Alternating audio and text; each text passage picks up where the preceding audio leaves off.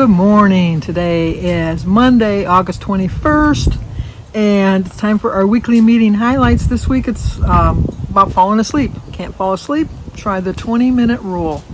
But first, we always start off with how I did. Jim stayed the same. Jim's like not completely dedicated to this program, but at least he's trying somewhat. At least he's not gaining. We'll look at it that way. He was a little discouraged, especially when he saw that I lost 1.2 pounds. So I was a little worried because I went a little crazy at the shower yesterday, and I know that probably wouldn't show up today anyhow, but I do have plans on getting back on track, and so we'll go from there. But 1.2 loss, I'm really happy with that. But the topic this week is can't fall asleep. Try the 20-minute rule. Feeling well rested is kind of like having a superpower. It makes everything, including your journey, seem easier. Don't leave it to chance. If you woke up in the middle of the night, set this option plan into motion. They always say that if sleep is one of the requirements to losing weight. Your body needs time to just sit down, relax, chill out, whatever, rebuild all those cells and everything, and good rest will do it. So you have to avoid a few things, and I'm sure they're going to talk about it, but I think that if you really want to be, if you have a well-rested night, you're going to make smarter food choices in the morning. You just are. It just makes perfect sense. But let's see what they have to say. They said try this. Number 1, get out of bed. Go into another room or space that's dimly lit, quiet, and comfortable, and set it up ahead of time so it's ready when it's needed. I have I have clocks. I have all kinds of clocks. My grandfather clocks I do not hear unless I make an option, like a purpose to listen for them.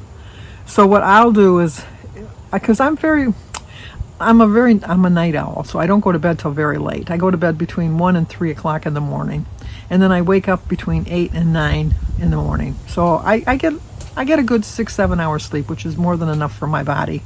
That's really all my body requires at this age. So, but sometimes when I get in bed, I'll just kind of toss and turn a little bit. I don't know why, I just do.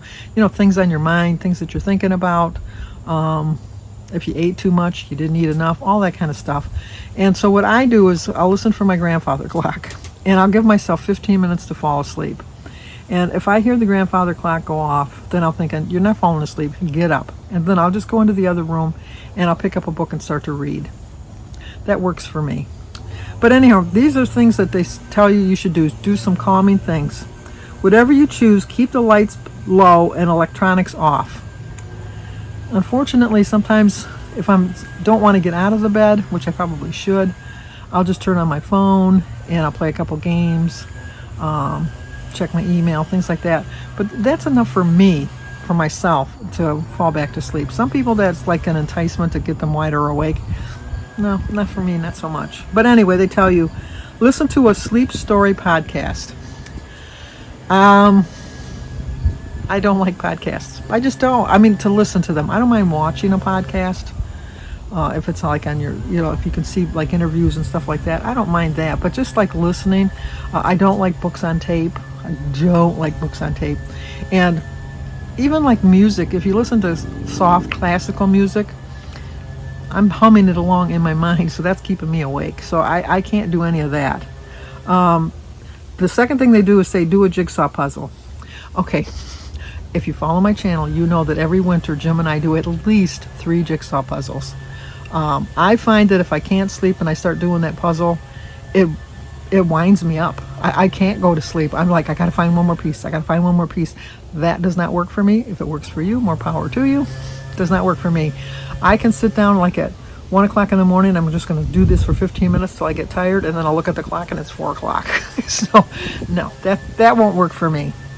List 3 things you're grateful for. Well, I do that at night when I go to bed anyhow. Not so much that it's 3 things, but I think about my day, think about what went right, what went wrong, what I could have done better, what I did really well. I do think of those, and I think of all my blessings, and I think that's part of like my prayers and stuff at night. I don't get on my knees and pray. I'm not allowed to kneel on my knees because I have like, the knees I got are like metal. so you can't kneel on them. It's excruciating pain if you do. Let me tell you, it really is. But I count my blessings all the time. Focus on your breathing. Sometimes, like at night, if I'm having a hard time sleeping, or if I'm just not feeling right, I'll just take some deep breaths, like, and hold it, and then let it out. That does work for me to kind of overcome, like if I've ate too much during the day and I'm feeling a little bloated, and that it just kind of helps me out. Read a slow-paced book. Well, I'm on a mission this summer. I want to read at least 30 books this summer. That was my goal. I've read, I think, 25 so far. And summer, I still got another whole month to go. So I think I'm going to meet that. I think I'm going to surpass that. But last night was a prime example. I went to bed at 1:30, right to sleep. Fell right to sleep. And then at 2:45, woke up wide awake. Ready for the day at 2:45 after an hour and 15 minutes. And I tossed and I turned and did my little trick. If the grandfather clock strikes 3, then we're getting up. And so I did get up at 3, and I read my book for about an hour, and I went back to bed and I slept until 9. So I got my 6 hours. I mean, it would have been better to have them all in a row, but I did get my 6 hours of sleep in. And flip through a catalog. No, because then I want to spend money. No, that's not going to work. That's just not going to work. If it works for you, more power to you. Okay, the third thing they do is they tell you to notice when you get sleepy. Are your eyelids heavy? You can't concentrate? Time to go back to bed. Reading, as much as I like to read at night, it does make me tired. And it makes me tired during the day too. Sometimes I got to take a quick little 5-minute cat nap. And Jim will catch me. He'll look out the door and he'll see me, and then he'll come back and he says, "Oh, you woke up." I thought, no, I just have to rest my eyes for about 5 or 10 minutes, and then I get back to reading. So, but when you get sleepy, that's when you should be going to bed. And repeat. If you haven't dozed after another 20 minutes, start over with step number 1. I usually give myself a half hour. 20 minutes just doesn't seem long enough for me. So I give myself a half hour. Do what works for you. Let's dive a little deeper. Sure, it might seem odd to get out of bed when you're trying to fall asleep, but go with us here. How do you feel tossing and turning or watching the back of your eyelids, unable to drift off? Are you frustrated? Are you anxious? Those aren't actually conducive to sleep. And over time, they can make your bed less restful, creating a blurry-eyed cycle. I have an alarm clock by my bed, and so like a lot of times I'll just look at the, I have a dimmer so that you don't see it as well at night, but you can still see it. I know they say you should have a completely black, dark room. My room's not so much dark. It's just, I've tried getting it as dark as I can get it, and I'm just not having any luck with it. The way the moon shines in and the sun shines in, I always have a little bit of light in my room, but I'm fine with that. The light, I can sleep whether it's light or dark. I have no problems with that. I really don't. I like a little bit of noise when I sleep. I can't sleep when it's perfectly quiet. So that's why I think I like my clocks. I like the little soothing of the clocks ticking and just the noise. I like noise. Jim, on the other hand, likes it quiet. So, because we had one clock in our room that was really loud. It went tick, tick, tick, tick, tick, tick, tick. Oh, it was like heaven for me. It was like hell for Jim. So, we don't have any ticking clocks in the bathroom, but I can hear.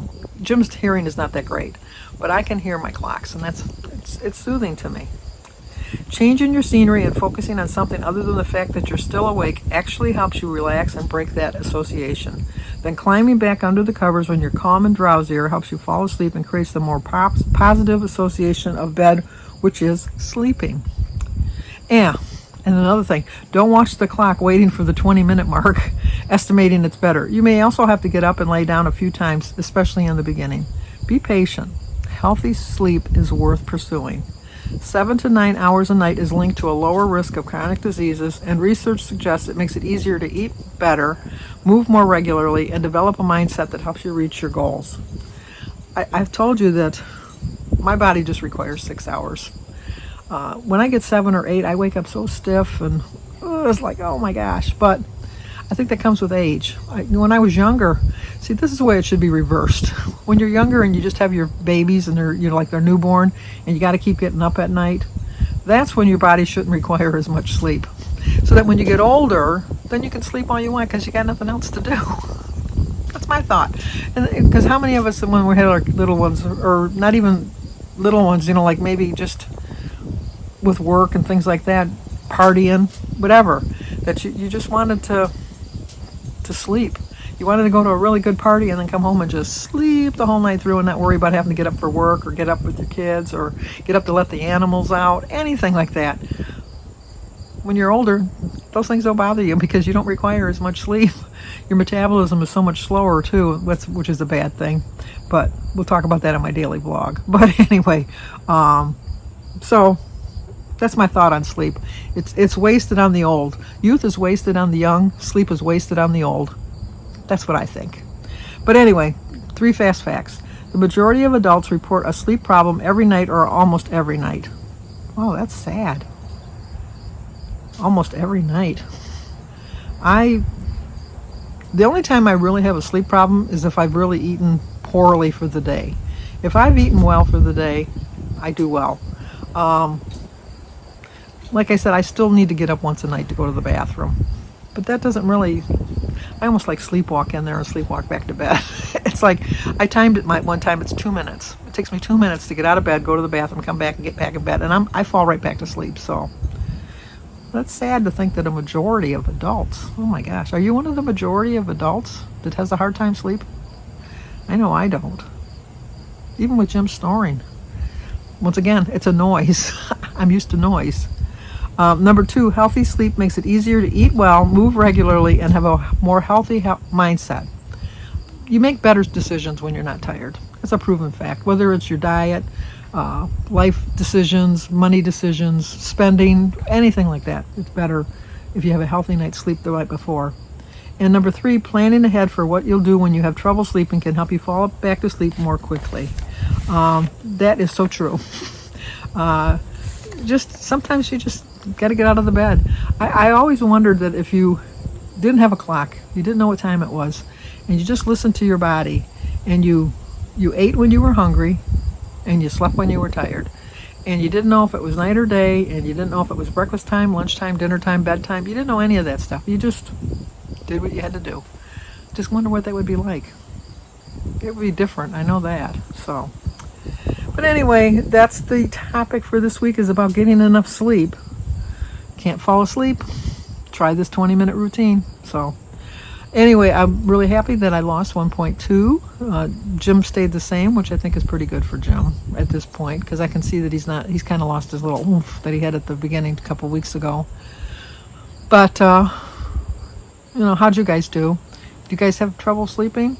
What time do you go to bed? I'm curious about that. Am I the only one that stays up till all hours of the night?